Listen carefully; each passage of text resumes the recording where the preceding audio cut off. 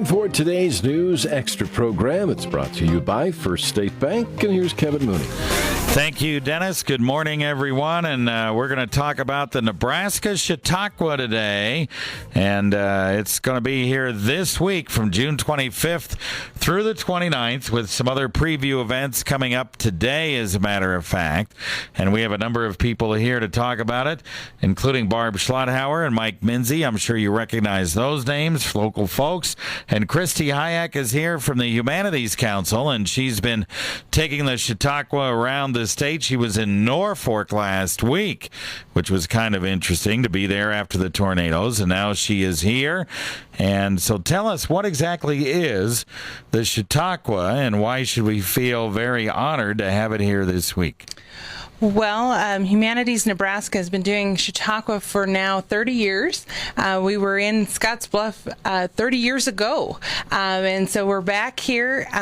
Chautauqua is one of those great events that brings the community together, but it also really looks at a historical topic through an edutainment lens, I guess is how I would say it. You experience the history, and that in a little bit different way than just reading it out of a book, and that's what we really strive to achieve. All right, so you do it basically through characters portrayed by actors who have researched these folks, and it's all kind of put together through a moderator who ends up being a gentleman that portrays Mark Twain, right? Correct. He's on stage every night.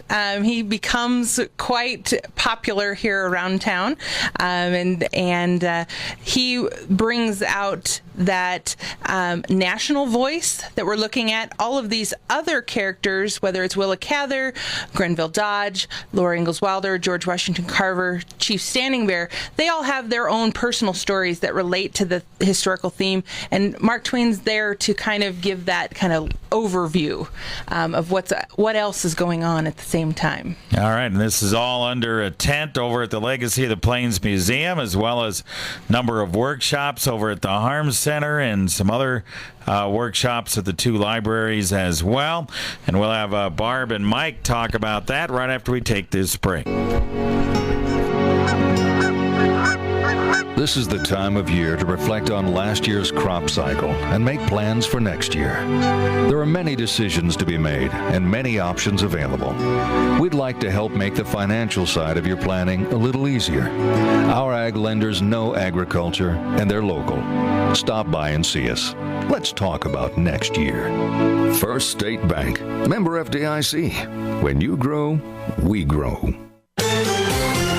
We're back on News Extra this morning with Kristi Hayek from the Humanities of Nebraska, and also Barb Schlothauer and Mike Minzey. Of course, many of you know them, longtime residents here in our area, and they are working on the Nebraska Chautauqua, which will be here all week this week at the Legacy of the Plains Museum over in Gering, as well as several other spots, the Harms Center and the libraries and so forth. And this is kind of about preserving our heritage in Nebraska, and we've heard from Kristi about kind of what it's all about, but talk about all the events now is Barb and Mike, and we start off today and then we go all the way through the week, right, Barb? That's right, Kevin. Today they're going to be erecting the tent at Legacy of the Plains that will seat 500 people. We hope we can fill it every night.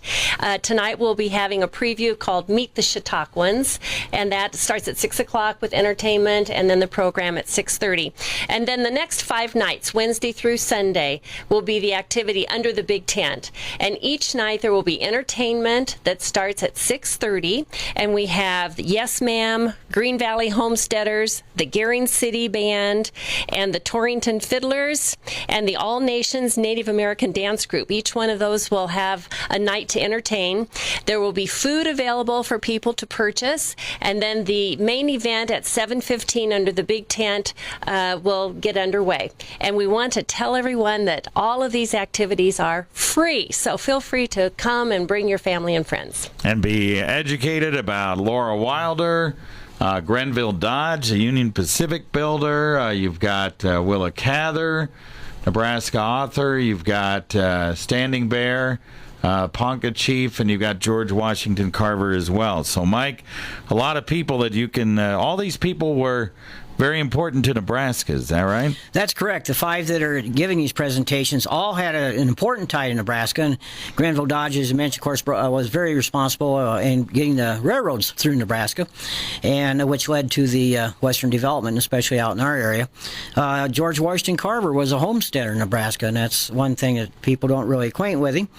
And then the Ponca Chief, of course, was of I Am a Man fame. And so, yes, these are important people to the history of Nebraska, and many have been studied, I assume, by all of the residents of Nebraska and going through school. I would assume, especially fourth grade? Fourth grade in Nebraska is when you learn Nebraska history. That's right. And so you guys also, in addition to this, you have some events at the Harms Center and at the libraries, right? The Youth Chautauqua group is going on at the Harms Center now. Their first session was yesterday, so they started a little bit earlier. The youth group is interesting in that it's children from the area from 4th grade through 8th, and they are studying local historical figures that were responsible for development of panhandle areas. And then on Friday, they will present what they've been studying all week, and they will delve into records and stories at the libraries and so on and so forth to know these characters. They will kind of do their own Chautauqua presentations Friday prior to the main event at the Big Tent. All right.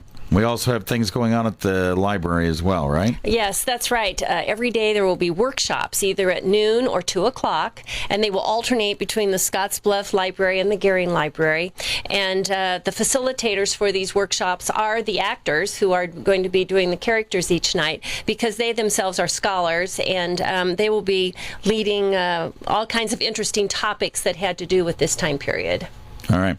So if somebody wants to go online or something and get the schedule, how do they do that?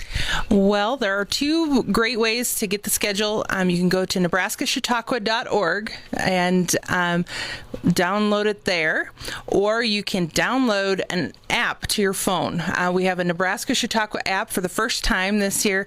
It's free to download, and you can get it for both iPhones and Android. So you can go on or have it on the go. All right. And if you want to know how to spell Chautauqua, all right, it's CHAUTAUQUA. I don't know whether you wrote that down, but if you put something close to that, you'll be able to find it, I think. Yep. All right. Okay, so it sounds like a busy week for you guys, and you also raised $10,000 and a whole bunch of other donations from folks. We need to thank those people for doing that, and you guys I know have worked on this for a long, long time. We appreciate all your work. Once again, Kristi Hayek from the Humanities Council, Barb Schlothauer, and Mike Minzey, we thank them for stopping by and telling us about the Nebraska Chautauqua. I hope you take advantage of it throughout the week. This week runs through Sunday.